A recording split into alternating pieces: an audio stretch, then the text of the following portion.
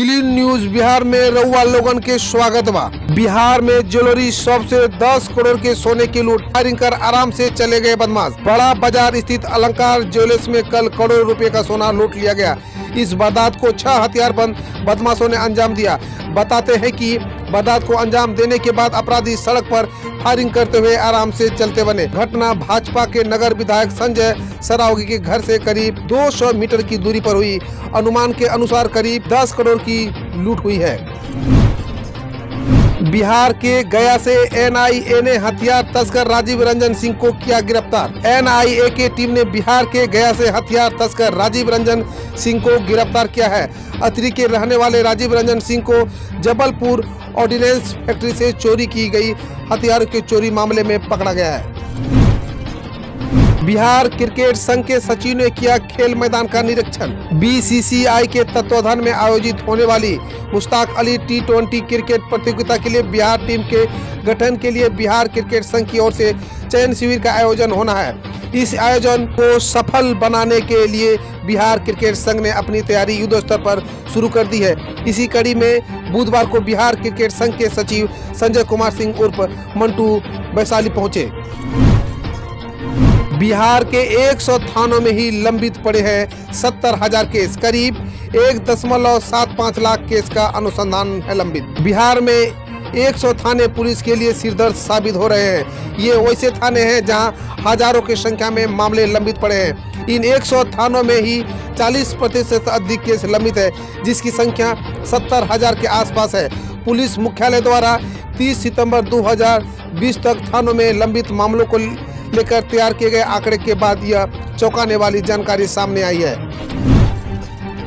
तेजस्वी यादव ने शेयर किया दरभंगा कांड का वीडियो। सिर्फ 10 मिनट में ही अपराधियों ने लूट लिया 7 करोड़ का सोना। बिहार के दरभंगा नगर थाना क्षेत्र में बड़ा बाजार स्थित सोना के थोक कारोबारी की दुकान से अपराधियों ने 10 से 12 मिनट में 7 करोड़ रुपए से अधिक मूल्य का सोना लूट लिया। बड़ा बाजार मुख्य रूप से सोना चांदी के थोक कारोबारियों का मार्केट है। बुधवार की सुबह लगभग 10:30 बजे तक बाजार में सब कुछ सामान्य चल रहा था। खबर देश दुनिया और देश की विभिन्न योजनाओं से। खबर राजस्थान से। गहलोत पायलट के गढ़ में भाजपा ने लगाई सेंध, 13 जिलों में खिला कमल, बम्पर जीत हुई। राजस्थान में 21 जिलों में जिला परिषद और पंचायत समिति के चुनाव हुए थे, जिसके नतीजे मंगलवार को जारी किए गए। इन चुनाव परिणामों ने भाजपा को 13 जिला परिषद में जीत दिलाई। वहीं कांग्रेस 5 जिला परिषद में ही अपना रुतबा कायम रख सकी।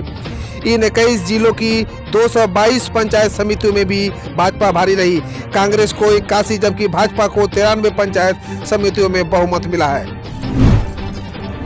हिंदू और जैन धर्म के लोगों ने क्यों मांगा कुतुब मीनार परिसर में पूजा का अधिकार, जानिए पूरा मामला। राजधानी की मशहूर ऐतिहासिक इमारत कुतुब मीनार के परिसर को लेकर हिंदू और जैन धर्म के लोगों ने बड़ा दावा किया है। यहाँ मौजूद कुवल उल इस्लाम मस्जिद को लेकर दिल्ली की साकेत कोर्ट में एक याचिका दी गई है, जिसमें कहा गया है कि ये मस्जिद हिंदुओं और जैनों के 27 मंदिरों को तोड़कर बनाई गई थी। अब याचिकाकर्ता मांग कर रहे हैं कि वहाँ देवताओं की फिर से स्थापना और पूजा अर्चना का अधिकार लोगों को मिले। प्रधानमंत्री मोदी का पीएम वाईफाई खुलेंगे 1 करोड़ डाटा सेंटर, कल हुआ सबसे बड़ा ऐलान। मोदी सरकार की कैबिनेट की बुधवार को एक बड़ी बैठक हुई। प्रधानमंत्री नरेंद्र मोदी की अगुवाई में हुई बैठक में कई बड़े फैसले लिए गए। केंद्रीय मंत्री प्रकाश जावड़ेकर, रविशंकर प्रसाद और संतोष गंगवार ने कैबिनेट फैसले के बारे में बताया। चल भाग यहाँ से। चीन ने अपने वैक्सीन के ट्रायल तो पाक में किए, पर जब देने की बारी आई तो दुत्कार दिया। कोरोना वायरस की वैक्सीन को लेकर पूरी दुनिया में उपापों की स्थिति है। चीन ने अपनी वैक्सीन बनाकर उसका उत्पाद भी शुरू कर दिया है। इसके साथ ही इंडोनेशिया को चीनी वैक्सीन की 1.4 मिलियन डोज मिली भी गई है। चाइनीज कंपनी सिनोवैक की वैक्सीन इंडोनेशिया के अलावा कई देशों को दी जाएगी, लेकिन इसमें पाकिस्तान का कहीं नामो निशान तक नहीं है, जो दिखाता है कि पाकिस्तान के साथ एक बार फिर उसके तथाकथित दोस्त और आका चीन ने पाक को धोखा दे दिया है। तिरंगा उठाने से मना करने वाली महबूबा मुफ्ती को फिर से नजरबंद किया गया। देखिए कैसे दरवाजा पीट पीट कर गिड़गिड़ा रही है। लोगों को बोलते हमने बंद नहीं किया, अभी बाहर बंद करके कहते हैं बाद में लेफ्टिनेंट गवर्नर साहब भी और सब लोग कहते हैं हमने बंद नहीं किया। ये क्या तमाशा हो रहा है? ये दरवाजा खोल दीजिए, बाहर जाना है मैंने, बाहर जाना है मैंने, दरवाजा खोल दीजिए, लॉक्स खोल दीजिए। अब मुझे कैसे गैर कानूनी तरीके से, मुझे दिखाइए आपके पास कौन से कागज है। शो मी द पेपर्स, आपने किस कानून के तहत मुझे बंद करके रखा है, मुझे दिखाइए वो।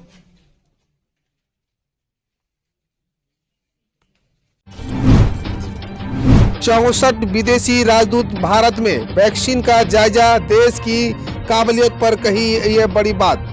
कोरोना वैक्सीन पर भारत ने अपनी गति तेज कर ली है। बता दें कि भारत में कोविड-19 वैक्सीन की गति को देखते हुए 64 विदेशी दूत भारत पहुंचे। दिल्ली से 64 विदेशी दूत हैदराबाद के प्रमुख जैव प्रौद्योगिकी कंपनी भारत बायोटेक एवं बायोलॉजिकल पहुंचे, जहां कोविड-19 वैक्सीन कोवैक्सीन विकसित किया जा रहा है।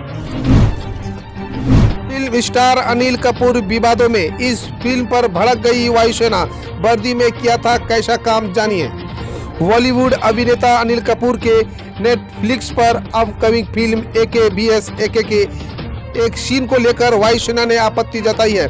इस फिल्म में AKBS AK में वायुसेना अधिकारी को जिस तरह दिखाया गया है, उसे लेकर वायुसेना ने कड़ी आपत्ति जताई है।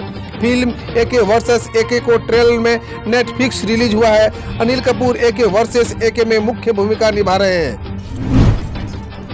बनारस में हुआ बवाल, संतों में फूटा गुस्सा, बैठ गए अनशन पर। धर्म और अध्यात्म के नगरी काशी में आम आदमी की दिक्कतों के लिए संत समाज ने मोर्चा खोल दिया है। स्मार्ट मीटर के बिजली बिलों की धांधली के विरोध में शहर के पातालपुरी मठ में भी श्री वैष्णव समाज के तत्वाधान में बाबा बालक दास अनशन पर बैठ गए हैं। संत समाज ने एकजुट होकर कहा कि स्मार्ट बिजली मीटर से बिजली विभाग आम जनता को उत्पीड़न कर रहा है। सपा, ओवैसी और शिवपाल 2022 में होंगे एक साथ, बनेगा नया गठबंधन। 2022 के विधानसभा चुनाव में शिवपाल यादव के नेतृत्व वाली प्रगतिशील समाजवादी पार्टी, असदुद्दीन ओवैसी की पार्टी AIMIM और अखिलेश यादव की नेतृत्व वाली समाजवादी पार्टी से गठबंधन कर सकती है। कल बाराबंकी की इस बात की पुष्टि स्वयं शिवपाल सिंह यादव ने की। शिवपाल यादव आज बाराबंकी में अपने जिला महासचिव गामा यादव की बहन की शादी में शामिल होने आए थे और इस दौरान उन्होंने केंद्र और प्रदेश की भाजपा सरकार पर जमकर बरसे। पाकिस्तान में हिंदुओं पर अत्याचार, महिलाओं को चीन में बेच रही है सरकार। पाकिस्तान में अल्पसंख्यक और ईसाइयों के खिलाफ अत्याचार चरम पर है। अब अमेरिका ने पाकिस्तान के प्रधानमंत्री इमरान की पोल खोलकर रख दी है, क्योंकि इमरान खान बार बार अल्पसंख्यक की सुरक्षा का दावा करते हैं। इसके बाद दुनिया भर में पाकिस्तान की किरकिरी हुई है। खाता धारकों की बल्ले बल्ले, सबसे ज्यादा ब्याज यहाँ मिलता है। डिपॉजिट पर हो जाएंगे मालामाल, जानिए कौन है वो बैंक। देश में कई बैंकों ने इस साल FD रेट्स पर कम कर दिए, लेकिन कुछ बैंक ऐसे भी हैं जिन्होंने ग्राहकों को अच्छा ब्याज दिया। इसी कड़ी में इंडसइंड बैंक ने भी अपने ग्राहकों के लिए बेहतर ब्याज का दर विकल्प रखा है। इंडसइंड बैंक ग्राहकों को शॉर्ट टर्म और लॉन्ग टर्म FD की सुविधा देने के साथ ही ब्याज ज्यादा भी दे रहा है। 46,000 की तरफ बढ़ रहा है सेंसेक्स, बनाया ऊंचा नया रिकॉर्ड। शेयर बाजार ने एक नया रिकॉर्ड कायम किया। बॉम्बे स्टॉक एक्सचेंज का सेंसेक्स सुबह 142 अंकों की तेजी के साथ 45,668 पर खुला। BSE के एक अब तक का खुलने का सबसे ऊंचा स्तर है। कारोबार के दौरान सेंसेक्स 45,742.23 की नई सर्वकालीन ऊंचाई हासिल की। इसी तरह नेशनल स्टॉक एक्सचेंज का निफ्टी 38 अंक की तेजी के साथ 13,393 पर खुला और 13,435.45 की रिकॉर्ड ऊंचाई पर हासिल की। अब खबर खेल जगत से। भारत के खिलाफ शुरुआती टेस्ट मैच से पहले खिलाड़ियों के चोटिल होने से परेशानी में है ऑस्ट्रेलिया। ऑस्ट्रेलिया के पूर्व कप्तान एलन बॉर्डर ने कहा कि भारत के खिलाफ शुरुआती टेस्ट मैच से पहले खिलाड़ियों के चोटिल होने से परेशानी का सामना कर रही उनकी टीम के लिए अनुभवी शॉन और सलामी बल्लेबाज के विकल्प हो सकते हैं। दोनों देशों के बीच 4 टेस्ट मैचों की श्रीलंका का पहला मुकाबला 17 दिसंबर को दिन रात्रि प्रारूप में एडिलेड में खेला जाएगा।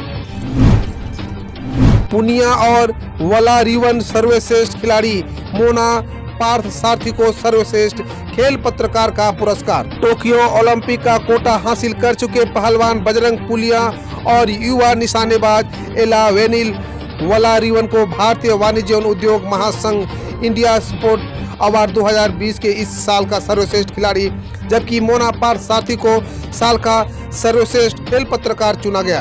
हम रोज ऐसे ही न्यूज लाते रहेंगे, तो यदि आपने अभी तक क्लीन न्यूज को सब्सक्राइब नहीं किया है तो पहले फटाफट सब्सक्राइब कर लें, साथ ही बेल आइकन को दबा दें ताकि कोई अपडेट मिस ना हो।